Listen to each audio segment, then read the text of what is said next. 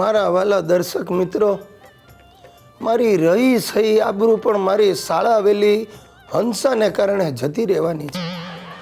આ ગઈકાલે મારે કોકના બેસણામાં જવાનું હતું. તે એ બેરીએ એવું સાંભળ્યું કે મારે વસાણા લેવા જવાનું છે. તે મારી જાણ બાર પાછળ આવી.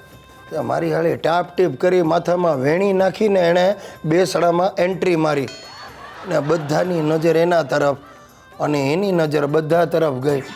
બધાને સફેદ લુગડામાં જોઈને એને થયું કે આ ક્યાંક ભરાણી છો.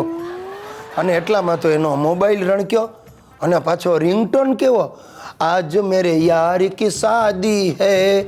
અરે મોટેથી ગીત વાગવા માંડ્યું. બેસણામાં આવેલા બધા ભોઠા પડી ગયા.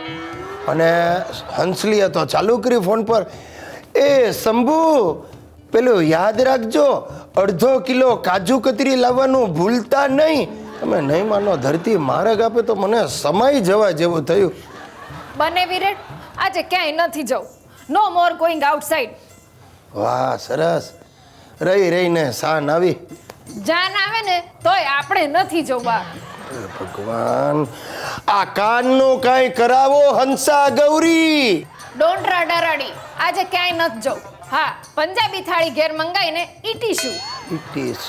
હું તમને એમ કહું, સવાર પડે ને ખાવા સિવાય કોઈ બીજો વિચાર જ નથી આવતો તમને?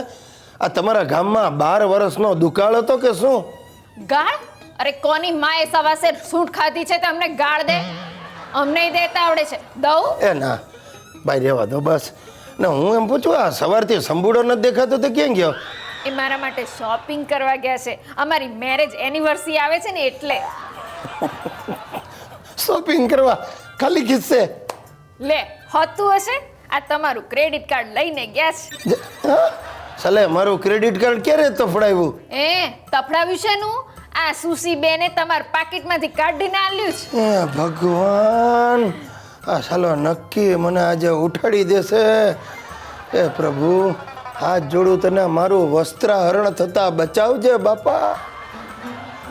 બનેવીલાલ,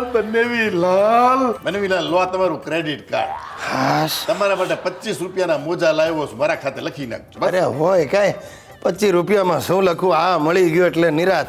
ને મારા માટે કાંઈ નહીં લાવ્યો છું ને તારા માટે બ્લેકબેરીનો મોબાઈલ 15,000 નો, બેન ને બનેવી તરફથી 2. હે? બને વિરેટ, થેન્ક્સ યુ. અરે શું થેન્ક્સ યુ. મિત્રો, આ ગુજ્જુભાઈ ગિરીશ કુમારની મુસીબતોનો કોઈ અંત જ નથી. આજકાલ મારા બાપા શિરીષલાલને ભેદી ફિલ્મો, હોરર ફિલ્મો ને સિરિયલો જોવાનો રોગ લાગુ પડ્યો છે. તમે નહીં માનો, બજારમાં જઈને સસ્તી હોરર ફિલ્મો લઈ આવે છે. પ્યાસી જવાની, ખૂની હવેલી, તડપતી આત્મા ને દિવસ આખો જોયા કરે છે. અરે એટલું જ નહીં, અડધી રાત્રે ઊંઘમાં ઊભા થઈને ચાલવા માંડે. 4 દિવસ પહેલાં તો ગજબ કર્યો. આ ધાબા પર સૂતા હતા, અડધી રાત્રે ઊભા થયા.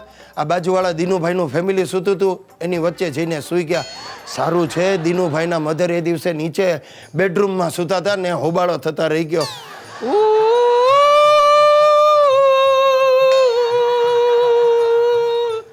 गुमनाम है कोई, बदनाम है कोई. બાપુજી, અરે તમે આપણને બદનામ કરી નાખ્યા છે. આ સોસાયટી વાળા વાતો કરે છે, આ બધા ભૂતના ધતિંગો બંધ કરો. ગિરીશિયા, હું મરી ગયો ને તો ભૂત થઈને પછી તને જ વળગીશ. બાપુજી, તમારે દિવસમાં જેટલી વાર મને વળગવું એ વળગજો, પણ આડોશ પાડોશની ડોસીઓને નહીં વળગતા. મારે કોને વળગવું ને કોને ન વળગવું એ મારા ભૂતે નક્કી કરવાનું છે. અરે દુનિયામાં ભૂત જેવું કાંઈ હોતું જ નથી. આ તમે હોરર ફિલ્મો ને સિરિયલો જોઈને વખર્યા છો. ના, અરે ઓલી બાજુવાળી પાડોશી કમળાના શરીરમાં પણ ભૂત આવે છે.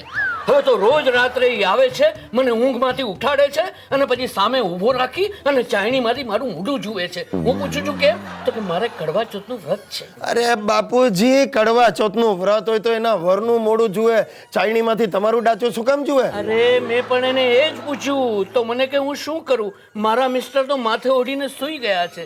તમારો ચહેરો ઉઘાડો છે, તમે મને ગમી ગયા એટલે તમને જોઉં છું. ફોર અ ચેન્જ ફ્રોમ ચાયણી. બાપુજી, આમ પારકા બૈરાઓને ચાયણીમાં મોઢા નહીં બતાવો, પકડાઈ જઈશું ને તો ગામમાં મોઢું બતાવવા જેવું નહીં રહે.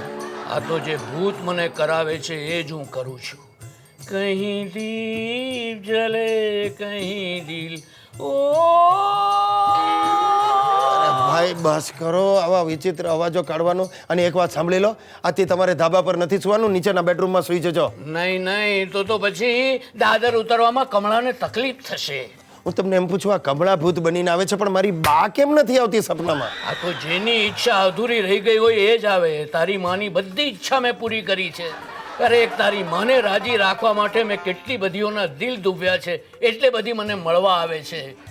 આજા રે મેં તો કબ સે ખડી ઇસ પાસ.